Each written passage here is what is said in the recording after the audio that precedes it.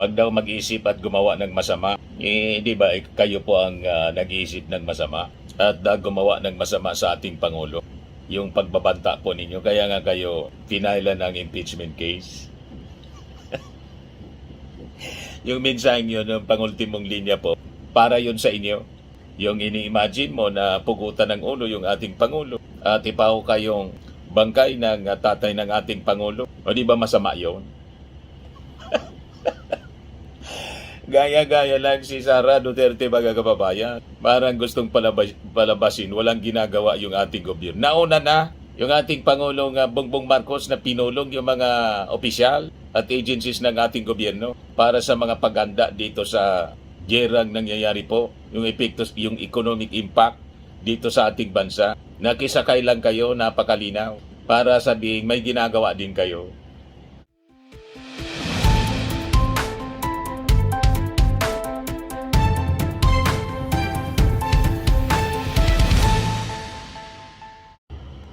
Hello po mga kababayan, si Dante Maratillas. Si Sara Duterte sabi sa ating gobyerno, kumilos na kayo. BP Sara urges government to intensify price monitoring of fuel, basic commodities. Kumilos na kayo. Itong panawagan ni BP Sara Duterte sa iba't ibang ahensya kasabay ng pagtataas ng presyo ng langis dulot ng gulo sa Middle East. Kung magkapag-utos, akala mo ba may ginagawa siya? Sige man lang mga kababayan ng papresko para dumipin siya sa impeachment cases na pinail laban sa kanya. Yun man lang at manira sa ating Pangulo. Dinamay si Lisa Marcos. Dati naman anyang galit. May misent niya sa akin. Yan sabi ni Sara Duterte. Puro paninira at propaganda. At akala mo may ginagawa, mga kababayan kung makautos, feeling presidente. Inauna na yung ating Pangulong Bongbong Marcos na kumilos. Gusto lang niyang makisakay mga kababayan para isipin na may ginagawa din siya. O ito yung scripted na mensahe ni Sara Duterte as if may ginagawa din siya. Mga kababayan, Assalamualaikum warahmatullahi wabarakatuh. Madayaw, umayo adlaw kaninyong tanan. Magandang Puro araw reading. sa lahat. Marami sa atin ang nag-aalala. Patuloy ang pagtaas ng presyo ng mga pangunahing bilihin at kasabay ng pagtaas ng presyo ng langis, mas matindi ang magiging hirap. Binibilang ng mga magulang ang bawat piso. Ayusin ang pagbasa, at Sara, marami ha? sa atin ang nag-aalala sa susunod na mangyayari. Nais kong ipaalam sa inyo, hindi kayo nag-iisa. Tayong lahat ay dadaan sa paghihirap na ito. Mararamdaman natin lahat ang bigat ng pagtaas ng presyo, lalo na ng pagkain. Ngunit meron pa tayong magagawa bilang mamamayan at isang komunidad. At lalong merong kailangan gawin ang pamahalaan. Para sa ating mga lokal na pamahalaan, marami sa mga non-essential na mga aktibidad na gumagamit ng langis ang pwedeng ipagbawal muna, tulad ng parada sa festival. Bumuo ng komite para bantayan ang presyo ng bigas, mantika, pamasahe at iba pang pangunahing bilihin na apektado ng langis at bigyan ng maagang abiso ang mga mamimili at negosyante sa pagtaas ng presyo. Magbahagi ng impormasyon sa pagbabago ng presyo at turuan ang pamilya ng praktikal na hakbang sa pagtitipid, tulad ng pagbawas ng paggamit ng sasakyan at kuryente. Palakasin ang suporta sa lokal na magsasaka at maliliit na supplier upang mabawasan umasa sa imported na produkto para makapagbigay ito ng buffer sa biglaang pagtaas ng presyo. Magpalabas ng mga orders sa pagtitipid sa LGU na susundin ng lahat ng opisina kasama na ng barangay. Bilang individual na mamamayan, ang mga sumusunod ay iilan lamang sa mga pwedeng gawin na makakatulong sa ating pamilya. Bigyang prioridad ang pangunahing bilihin at planuhin ang budget ng pamilya. Bumili muna sa lokal na produkto upang palakasin ang lokal na ekonomiya at mabawasan ang epekto ng pagtaas ng langis. Bawasan ang hindi kailangang paggamit ng enerhiya tulad ng pag-carpooling, bisikleta, at Sinabi na yan ayusin ng ang ating schedule Pangulo ng lakad last week upang pa. mabawasan ang madalas na pagbiyahe. Kapi-kapi ka lang. Ang responsibilidad mo Gaya-gaya. na protektahan ang mga mamimili ay higit pa sa ating mga tao o komunidad. Sa mga ahensya ng gobyerno na may tungkulin dito, kumilos na kayo. Kailangan bantayan ang presyo ng langis at epekto nito sa pangunahing bilihin at transportasyon. Magbigay ng maagang babala at magbigay ng paliwanag para sa mga mamamayan. Ipatupad ang mahigpit na hakbang laban sa hoarding at labis na taas presyo. Gawing regular ang inspeksyon at isarado ang mga lalabag na negosyante. Magbigay ng pansamantalang subsidiyo o price caps sa produktong pagkain at isaalang-alang ang targeted cash transfers sa low-income na pamilya. Magbigay ng advisory sa fuel-efficient na distribution ng pagkain at insentibo sa pampublikong transportasyon. Makakahanap tayo ng paraan upang mapagaan ang ating pasanin sa pamamagitan ng pagtutulungan sa komunidad, pagtangkilik sa lokal na produkto, at pagiging maingat sa ating paggastos at paggamit ng enerhiya. Kasabay nito, asahan natin ang aksyon ng gobyerno na protektahan ang bawat pamilyang Pilipino at tiyakin ang patas at matatag na pamilihan. Malalagpasan natin ang pagsubok na ito tulad ng nalagpasan natin ang pandemya. Higit sa lahat, huwag tayo mag-isip na gumawa ng masama sa sarili man o sa ating kapwa-tao. Mamuhay tayo ng marangal at may dignidad kahit tayo ay dumadaan sa kahirapan. Syukran. Ayan ang syukran ni Sara Duterte. Huwag daw mag-isip at gumawa ng masama. Di ba kayo po ang nag-iisip ng masama at gumawa ng masama sa ating Pangulo? Yung pagbabanta po ninyo, kaya nga kayo pinailan ng impeachment case. Yung mensahe nyo ng pangultimong linya po, para yun sa inyo. Yung ini-imagine mo na pugutan ng ulo yung ating Pangulo at ipaw kayong bangkay ng tatay ng ating Pangulo. O di ba masama yun? Gaya-gaya lang si Sara Duterte, mga kababayan. Parang gustong palabasin, walang ginagawa yung ating gobyerno. Nauna na yung ating Pangulong Bongbong Marcos na pinulong yung mga opisyal at agencies ng ating gobyerno para sa mga paganda dito sa gerang nangyayari po, yung epekto, yung economic impact dito sa ating bansa. Nakisakay lang kayo, napakalinaw, para sabihin may ginagawa din kayo. Di ba po? Yan o. 4 days ago, tingnan pinangunahan ng Pangulong Bongbong Marcos ang special cabinet meeting sa Malacanang nitong Marso 3 upang talakayin ang lumalalang sitwasyon sa gitnang silangan, kabilang ang kalagayan at repatriation ng mga Pilipino, gayon din ang epekto nito sa supply ng presyo ng langis, inflation at katatagan ng ekonomiya ng bansa. Yan o, nakikisakay lang mga kababayan si Sara Duterte. Ayan ang full cabinet meeting. Ano ba? Yan ang ating presidente.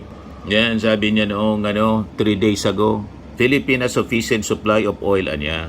O, ito yung pagbabalik ng mga ligtas na nakauwi sa bansa. Yung mga 299 Filipino mula sa Middle East dumating sa NAIA Terminal 3. Hindi po nagpapabaya, mga kababayan, ng ating gobyerno. Yan. Ito naman yung trabaho at negosyo para yung mga na-displace na mga Filipino, may trabaho, may negosyo. O ito, sabi dito, President Ferdinand Marcos Jr. spoke with His Highness Sheikh Mohammed bin Zayed Al Nahyan, President of the United Arab Emirates, expressing solidarity with the UAE and confidence in continued efforts to ensure the safety of all residents, including nearly 1 million Filipinos in the United Arab Emirates. Walang tigil sa pagtatrabaho. Aktual na aksyon, hindi yung basta't mga panawagan lang, mga press release at binabasang script. Walang konkretong aksyon, mga kababayan. Sili ang panawagan sa kung kanino-kanino, kung sino-sino, mga agency sa gobyerno. Immobilize mo yung opisina po ninyo. Office of the Vice President, di ba may budget kayong malaki rin? I-mobilize ninyo para makatulong. Hindi puro press release, panawagan lang, duplikasyon lang ng sinasabi ng ating Pangulong Bongbong. Mag-establish din kayo ng hotline para doon sa mga OFWs na mga DDS, exclusive sa mga DDS na OFW. O, di ba?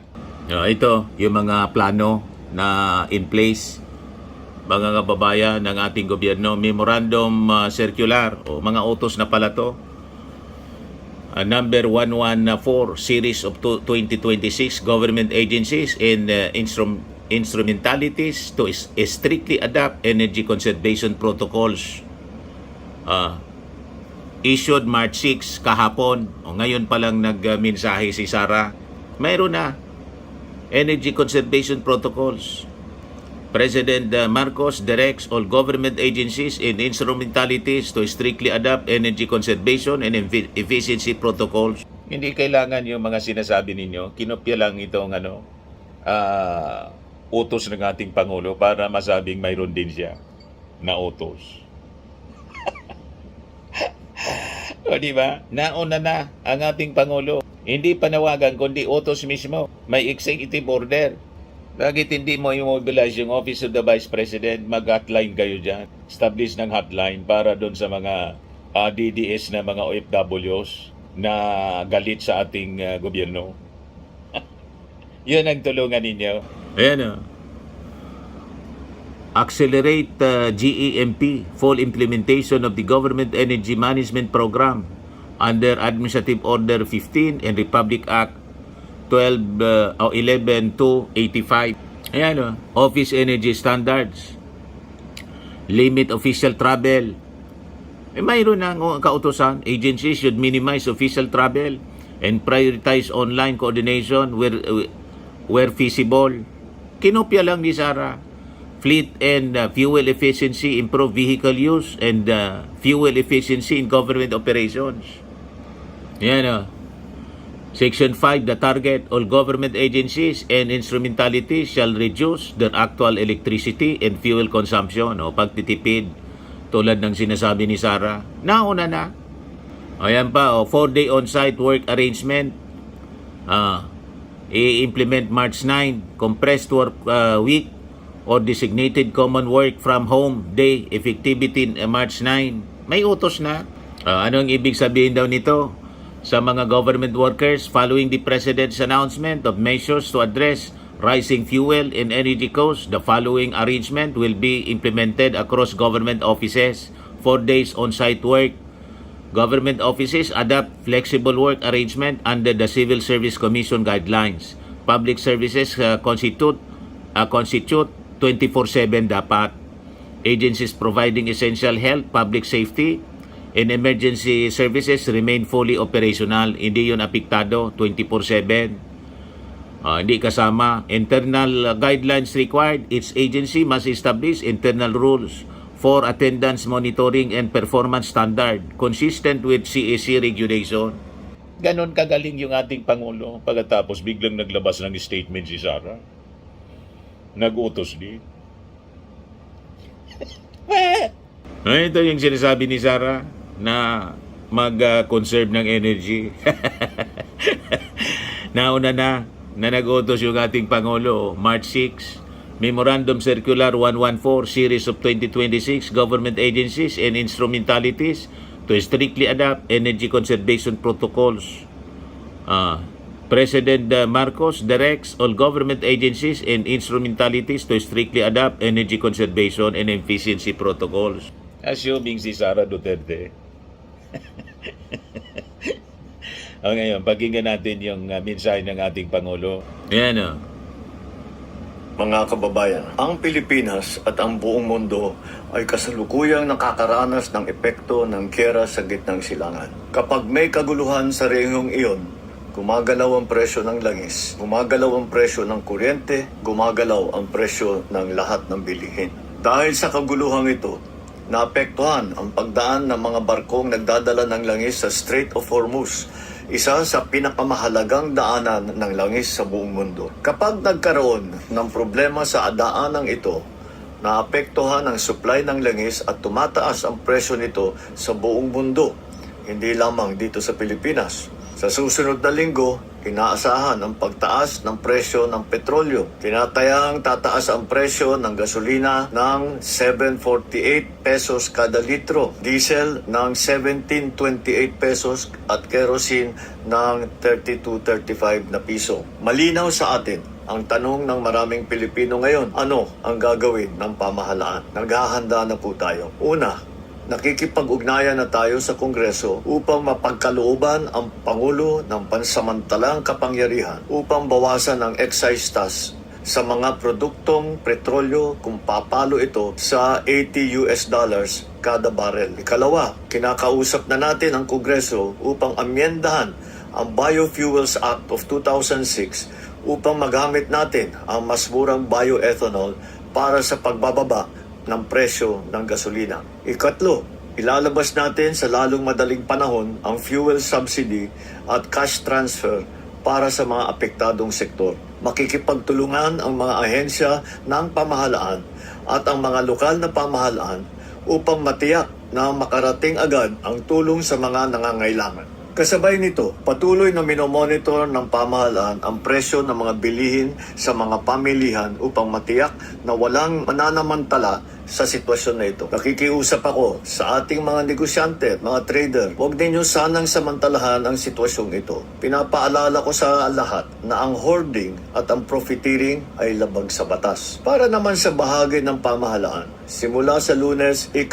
ng Marso, pansamantala nating ipapatupad ang 4-day work week sa ilang tanggapan ng ehekutibo. Hindi kabilang dito ang mga nagbibigay ng emergency o pangunahing serbisyo gaya ng mga pulis, bumbero at mga tanggapan na nagbibigay ng frontline services sa publiko. Bukod pa rito, inaatasan ko ang lahat ng ahensya ng ating pamahalaan na magtipid at magbawas ng 10 hanggang 20% sa konsumo ng kuryente at gastos sa petrolyo. Pansamantala ring ipinagbabawal ang mga biyahe at aktibidad ng pamahalaan na hindi naman kinakailangan gaya ng mga study tour, team building activities o mga meeting na maaari namang gawing online. Para naman po sa ating mga kababayan na kasalukuyang nasa mga bansa sa gitnang silangan, ang DFA, DMW at OWA ay patuloy na nakikipag-ugnayan sa inyo upang mag-monitor sa inyong mga kalagayan. Nasimulan na po ang paglikas ng mga Pilipino na nais magpa-repatriate.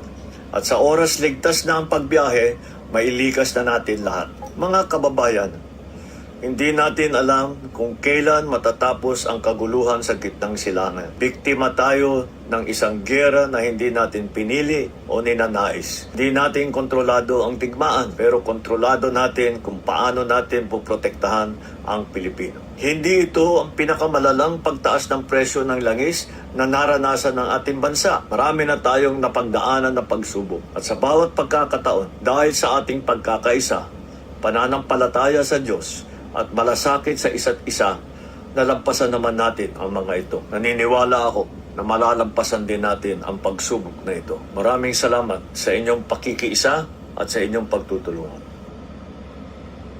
Yan ang mensahe ng ating Pangulong Bongbong. Walang halong pagkukunwari. Di ba?